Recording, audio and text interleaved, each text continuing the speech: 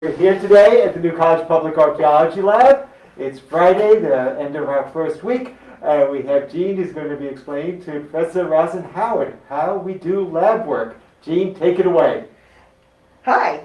So this is actually a really straightforward process of washing what came out of the ground. It got a rough rinse back in February, but we did not clean it. So what you have here is some of Uzi's favorite rocks and some shell. This is some architecture, a nice little buckle, and some beautiful ceramics. For the ceramics, what's most important are these paste edges that we need to have clean so that I can identify them. And then over here we have bone, more bone, and metal. And we dry brush these because bone can't get wet and dry, and metal just continues to rust. So it's a pretty straightforward process. They need to spread out on the tray to dry once they're wet. We have plenty of trays, we have plenty of space. Don't feel like you have to be a space miser, please. This helps you not lose the little bits in the bottom of your tray when it's dirty. Other than that, you have a wet brush and a dry brush.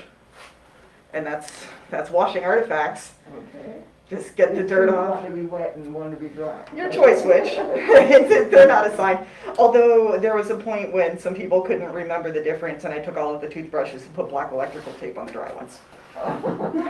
So, we haven't had to do that yet. But do you have any questions? Can you demonstrate washing, what you would do exactly? Absolutely. Let's start with something people like to see, which is ceramics.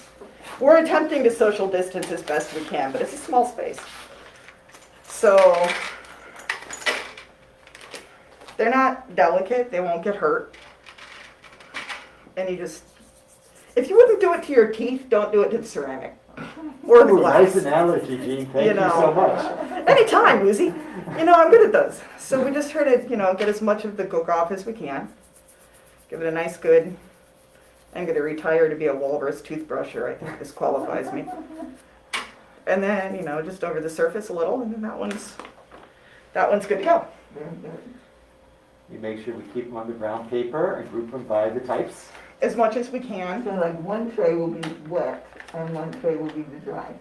If you have a small context, you can do both wet and dry on one tray. Okay. For dry brushing, bone is really fragile.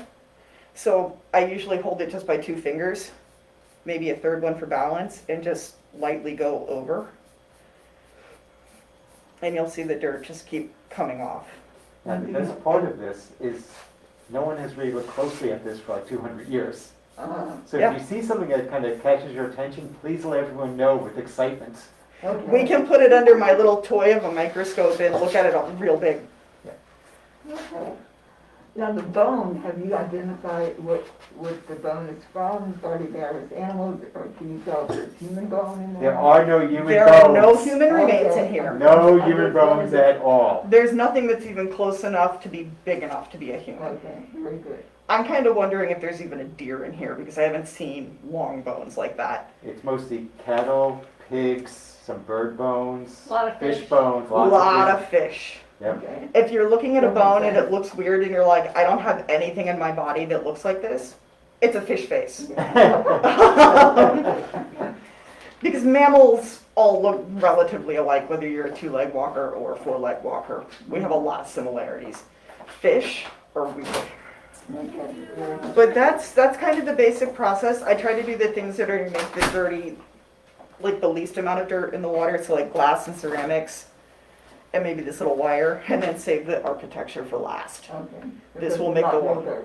That's going to make your water very muddy. Okay. And as Serena says, it's like washing dishes at home. You do your glasses first. Exactly. And You the know. pans last. Right. Same I don't process. want my water glass washed after the thing that I fried my coconut shrimp in. Right. That sounds good. So that's pretty much the long and short of washing. Okay. Thank you so much for that, Jean. For those who want to volunteer, this is the first order of research for us, to just clean and dry and make sure we see what these objects look like. So thank you all for listening. Hang on. Tune in later. We might have a special ceramic to show you.